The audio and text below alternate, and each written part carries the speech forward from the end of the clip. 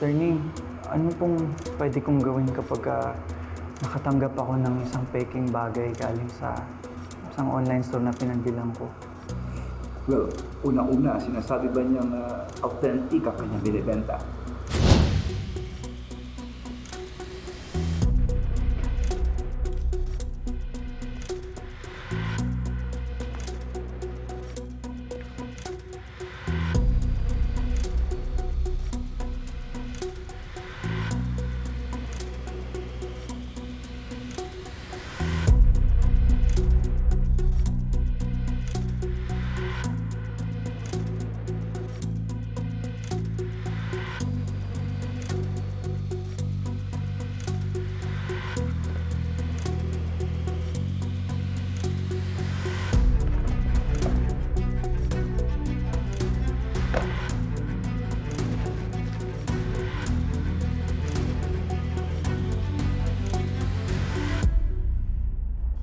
Opo, nakalagay po dun sa post na 100% authentic po yung gaming console na binibenta niya.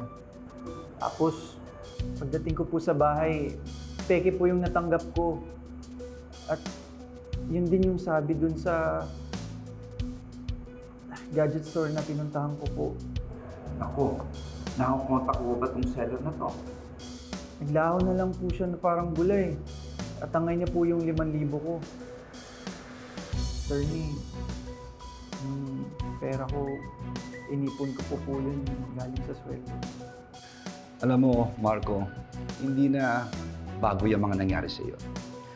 Marami talaga mga namemeke ngayon. Ngayon, ang pwede natin gawin dito, pwede kang magreklamo, mag-file ng complaints sa Department of Trade and Industry. Meron silang online fraud division. O kaya naman, pwede sa National Bureau of Investigation o yung tinatawag nating NBI Cybercrime Division. Tanda mo ito, bilang mamimili, may proteksyon ka, Marco. At kami naman sa PAO, handa kaming tumulong sa iyo, pwedeng documentation ng mga complaints mo, o kaya naman ang pag-file mismo ng complaint. Salamat po, attorney. Ilalaban ko.